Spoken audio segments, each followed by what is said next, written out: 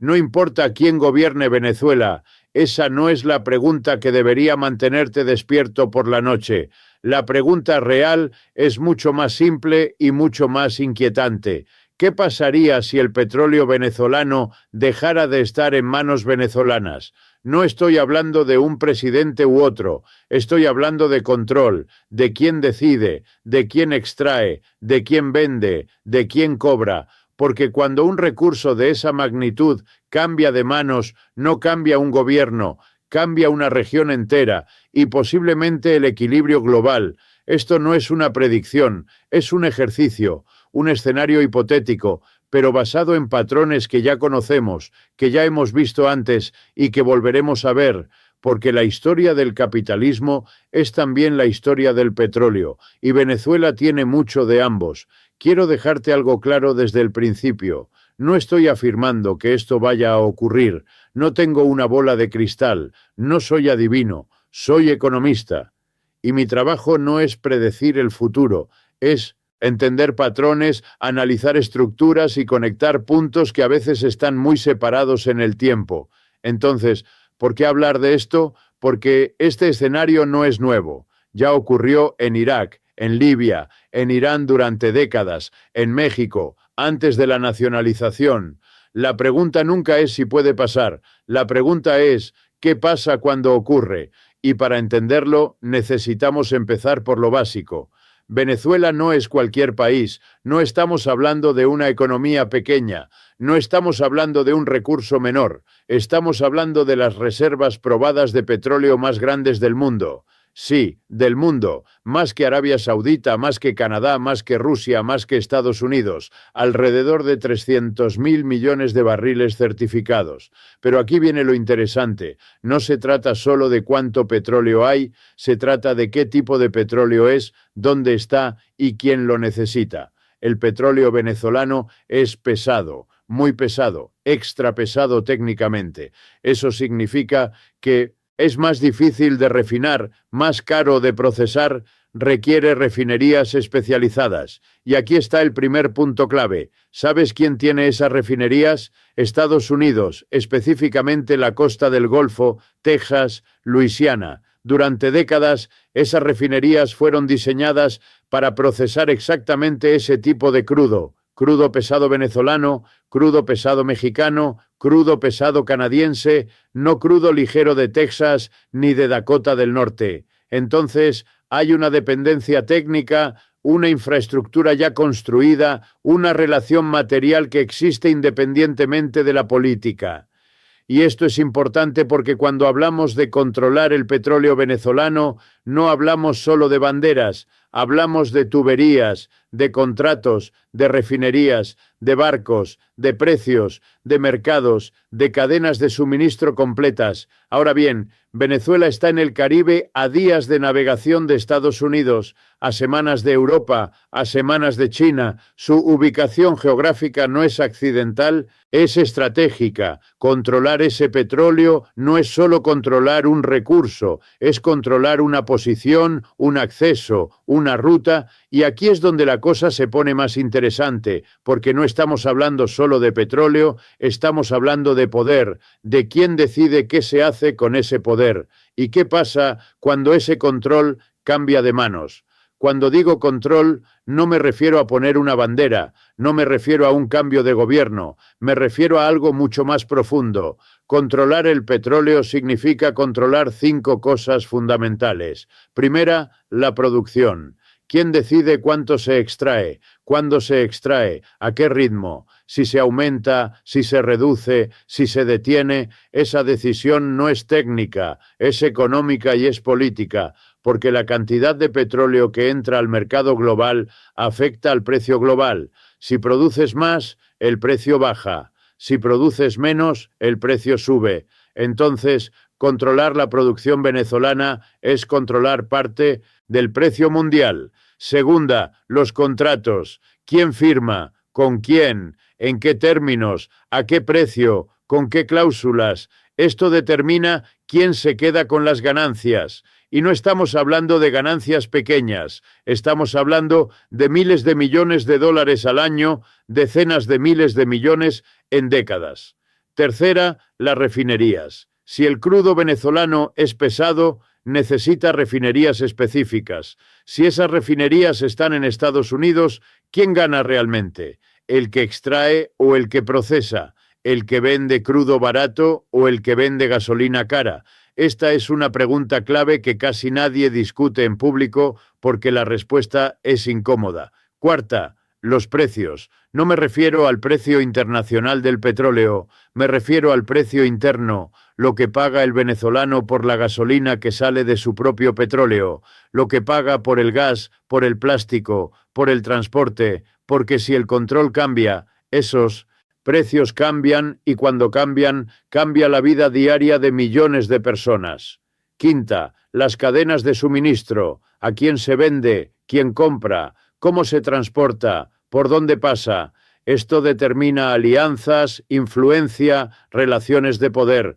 Si Venezuela vende a China, fortalece a China. Si vende a India, fortalece a India. Si vende a Estados Unidos, fortalece a Estados Unidos. Y viceversa. Entonces, controlar el petróleo no es poner una bandera, es tomar 5 decisiones críticas que afectan a millones de personas durante décadas. Y ahora viene la parte que nadie quiere decir en voz alta, pero que todos entienden porque esto ya pasó antes y cuando pasó no salió bien para el país que perdió el control. Imaginemos el escenario por cualquier mecanismo que sea, político, económico, militar, diplomático, no importa. El punto es, el control operativo y contractual del petróleo venezolano pasa a manos estadounidenses.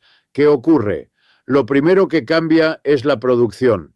Inmediatamente, Venezuela lleva años produciendo por debajo de su capacidad, no por falta de petróleo, por falta de inversión, por sanciones, por colapso técnico, por aislamiento. Si empresas estadounidenses toman control, llega inversión, llega tecnología, llegan técnicos y la producción se dispara. En 5 años, Venezuela podría pasar de producir 700.000 barriles diarios a 2.000, tal vez 3.000 con inversión agresiva, incluso más. Eso suena positivo, ¿verdad? Más producción, más empleos, más actividad económica. Pero aquí está el problema. ¿Quién se queda con las ganancias? Si los contratos están diseñados como en otros países petroleros con presencia extranjera fuerte, la división es típicamente 70-30 o peor, 70% para las empresas, 30% para el país.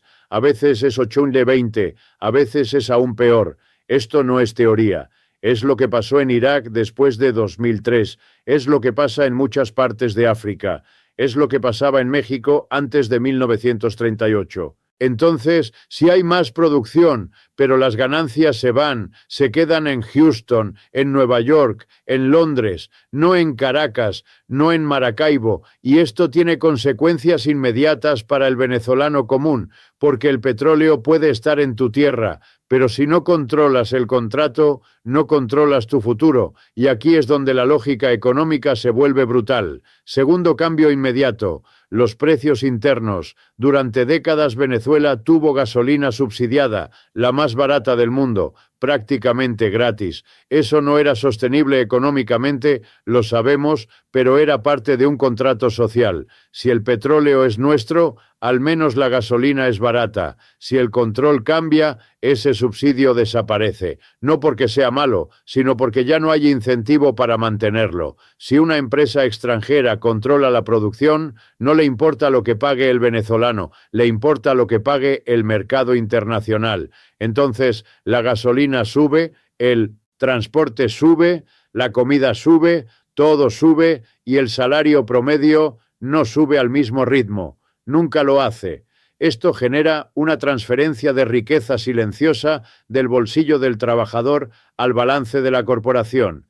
Esto ya pasó en otros países petroleros, Nigeria, Angola, Irak, países con recursos enormes y poblaciones empobrecidas porque el recurso está ahí, pero el control no. Tercer cambio, empleo. Sí, llegan empleos, pero ¿qué tipo de empleos? Si la tecnología viene de afuera, los puestos técnicos van a extranjeros.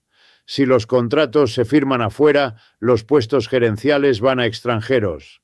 Lo que queda para los locales son los puestos básicos: operadores, choeres, seguridad, mantenimiento, no desarrollo tecnológico, no ingeniería de punta, no decisiones estratégicas. Esto genera una economía de enclave donde el recurso está en tu territorio, pero la riqueza no circula en tu economía. Entra y sale como un río que atraviesa tu tierra, pero no riega tus cultivos. Y esto no es ideología, es historia económica pura, un patrón que se repite país tras país, década tras década.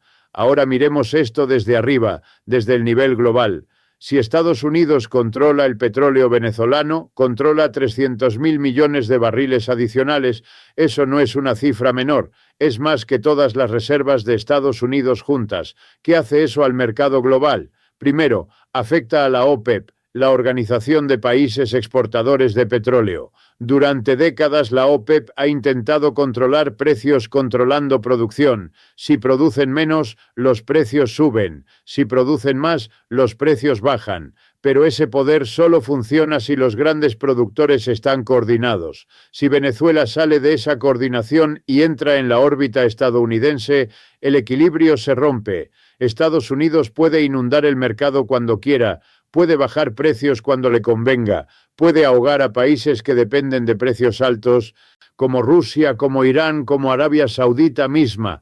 Esto no es teoría, ya pasó en 2014-2015. Estados Unidos aumentó su producción de shale oil, Arabia Saudita no recortó, los precios se desplomaron, Rusia entró en recesión, Venezuela colapsó. Ahora imagina ese poder multiplicado con las reservas venezolanas. Segundo impacto, China y Rusia. China ha invertido miles de millones en Venezuela, Rusia también, no por caridad, por acceso al petróleo, por influencia, por una alternativa al dominio estadounidense en energía. Si ese acceso se cierra, pierden no solo dinero, pierden posición, pierden opciones, pierden un socio estratégico en América Latina. ¿Cómo responden históricamente? Con presión económica, con alianzas alternativas, con movimientos en otros tableros, Siria, Irán, África, porque el juego no es solo Venezuela, es global y el petróleo es una ficha en un tablero mucho más grande. Este es el punto que casi nadie discute públicamente, pero que todos entienden en privado. El petróleo no es solo energía, es geopolítica en estado líquido. Ahora bajemos de nuevo a la región, a América Latina. ¿Qué pasa aquí si Venezuela pierde el control de su petróleo? Primero, se rompe un precedente. Durante décadas, América Latina ha luchado por la soberanía sobre sus recursos. México nacionalizó su petróleo en 1938. Bolivia nacionalizó el gas en 2006. Ecuador renegoció contratos petroleros. Argentina hizo lo mismo. El mensaje era claro: los recursos son nuestros. Si Venezuela pierde ese control, el mensaje cambia, se vuelve. Los recursos son de quien pueda tomarlos y eso abre la puerta a presiones similares en otros países. En Bolivia con el litio, en Chile con el cobre, en Argentina con el litio y el shale, en Brasil con el presal, porque si puede pasar en Venezuela, puede pasar en cualquier lado. Segundo impacto, la integración regional. Venezuela fue clave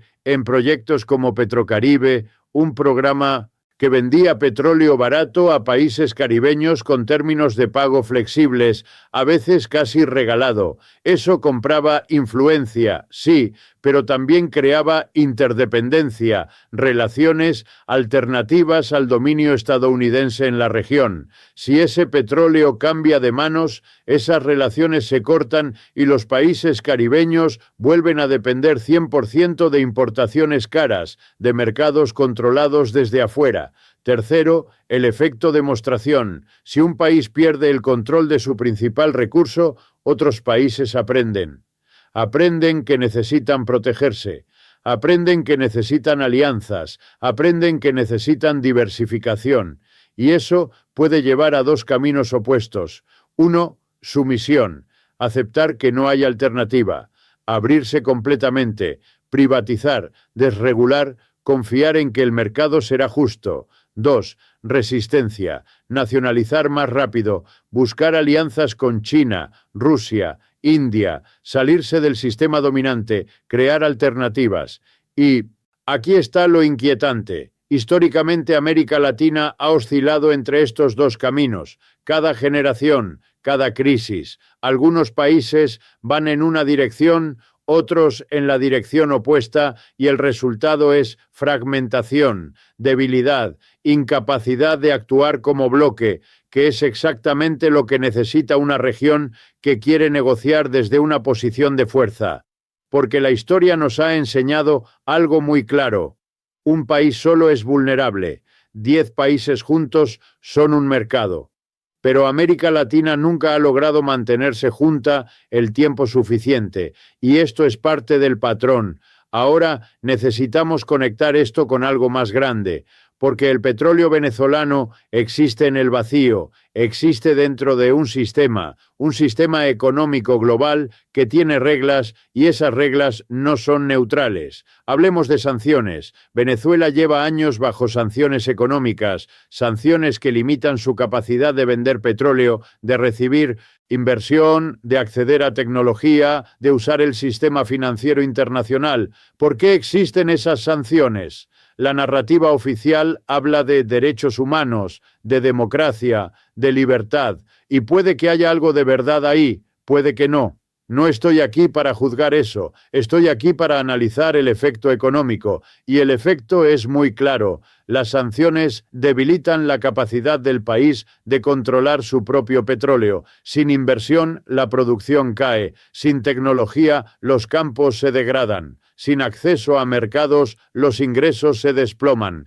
Y cuando un país está debilitado, es más fácil que pierda el control. No por conquista militar, no por invasión, por simple colapso económico, seguido de rescate, seguido de inversión extranjera, seguido de contratos desfavorables. Esto no es conspiración, es mecánica económica básica. Si no puedes mantener tu infraestructura, alguien más la mantendrá, pero a cambio de control. Y aquí es donde entra el sistema más amplio, porque las sanciones no son un castigo, son una herramienta para cambiar el equilibrio de poder. Y el petróleo es el premio. Déjame ponerte esto en perspectiva histórica. El capitalismo global, tal como lo conocemos hoy, se construyó sobre 3 pilares. 1. Control de recursos naturales. 2. Control de rutas comerciales.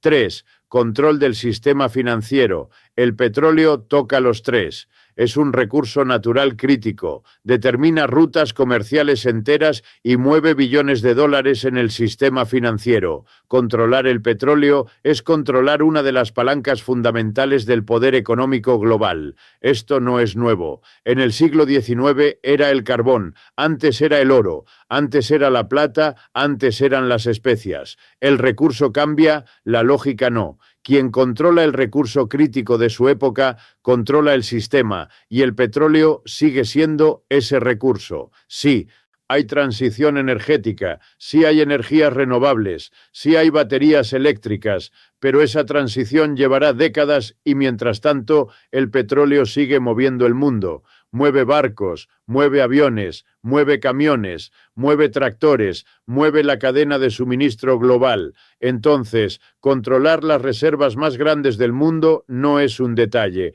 es una posición de poder estructural, y los sistemas de poder no renuncian a posiciones estructurales voluntariamente. Nunca lo han hecho, nunca lo harán. Este es el punto donde la economía se encuentra con la historia y donde el futuro empieza a parecerse mucho al pasado, porque esto ya lo vimos antes. Muchas veces Irán, 1953, Mohammed Mossadegh nacionaliza el petróleo iraní, las compañías británicas y estadounidenses pierden el control. ¿Qué pasa? Golpe de Estado apoyado externamente. Mossad sale, el Shah entra, el petróleo vuelve a manos occidentales bajo contratos favorables durante 25 años hasta la revolución de 1979. Irak 2003. Saddam Hussein no era precisamente un santo, pero controlaba el segundo o tercer yacimiento más grande del mundo y vendía en euros, no en dólares. Intervención, ocupación, cambio de régimen, nuevos contratos petroleros,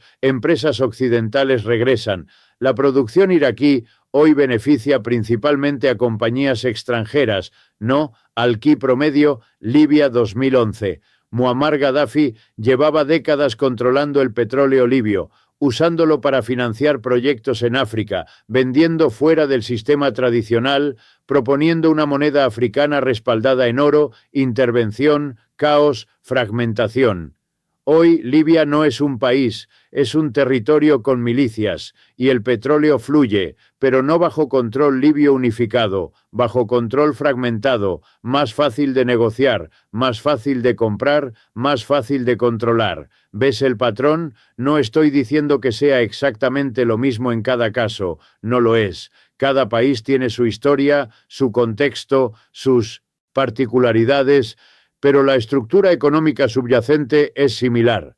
País con recursos críticos, control nacional sobre esos recursos, conflicto con intereses extranjeros, cambio de régimen por algún mecanismo, pérdida del control nacional, entrada de capital y control extranjero. Y este patrón no se limita al petróleo porque cuando entiendes la lógica empiezas a verla en todas partes. En el cobre chileno, en el litio boliviano, en las tierras raras africanas, el recurso cambia. La estructura no.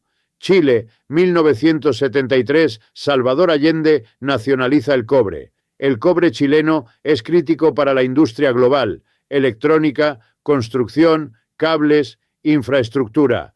Allende quiere que las ganancias se queden en Chile. Golpe de Estado, Pinochet, privatización. Las compañías extranjeras regresan bajo mejores términos para ellas, peores para Chile. Bolivia, siglo XXI, el gas natural, el litio. Evo Morales nacionaliza el gas en 2006, renegocia contratos. Las ganancias aumentan para Bolivia. Las inversiones extranjeras disminuyen. Presión económica, presión política. En 2019, conflicto político.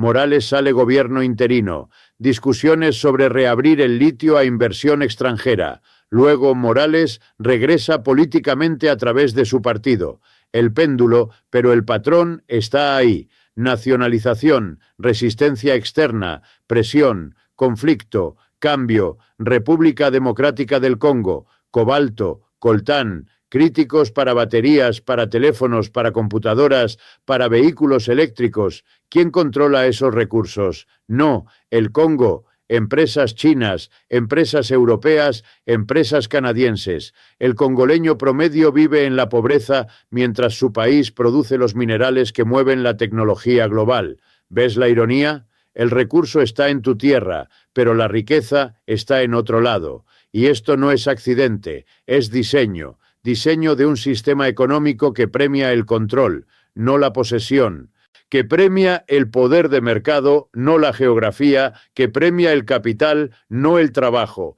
Y aquí es donde volvemos a Venezuela, porque Venezuela no es especial. Venezuela es un caso más en una lista muy larga. La pregunta no es si puede pasar, la pregunta es ¿qué hacemos cuando entendemos que es un patrón?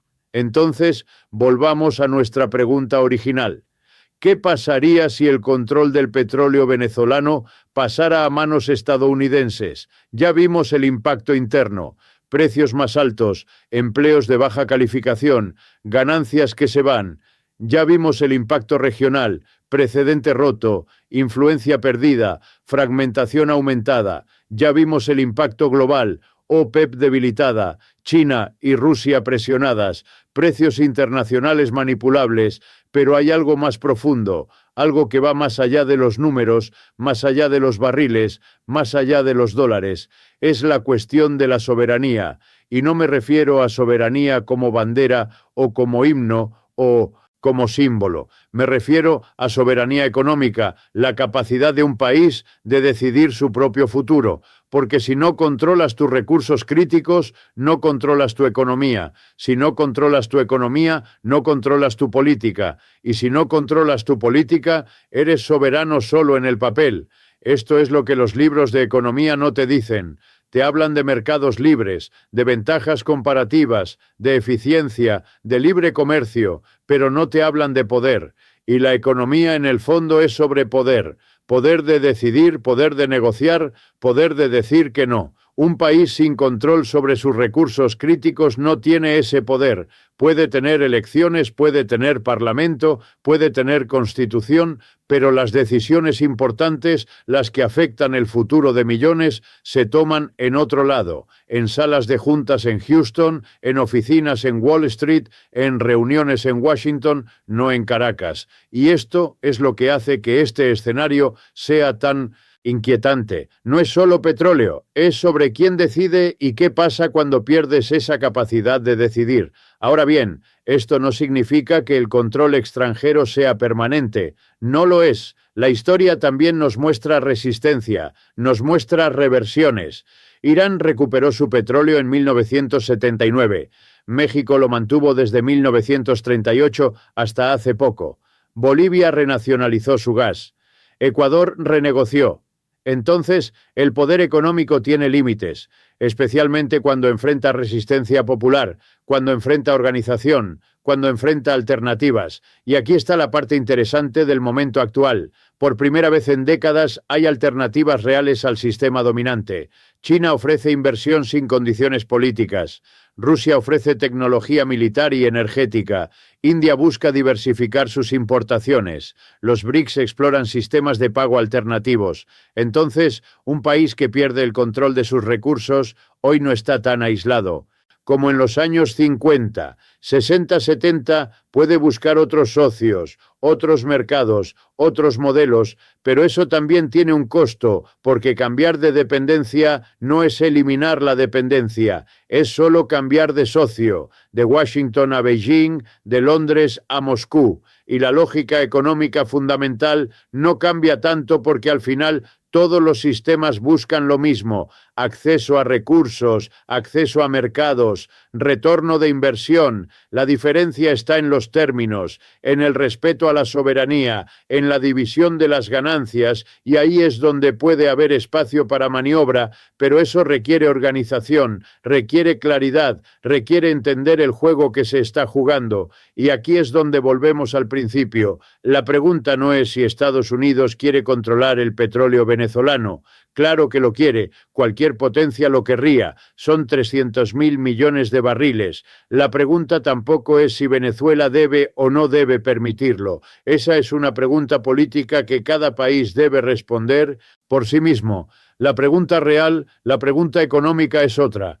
¿Qué me existen para evitar que el control de recursos críticos se convierta en pérdida de soberanía?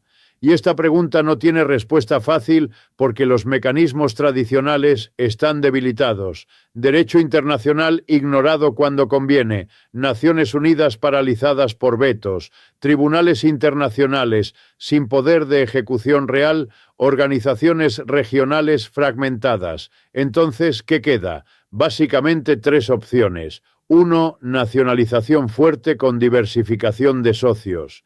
No depender de un solo comprador, no depender de un solo inversor, jugar a varios lados. México lo intentó, Bolivia lo intenta, es difícil pero posible. 2. Integración regional real, no solo discursos, no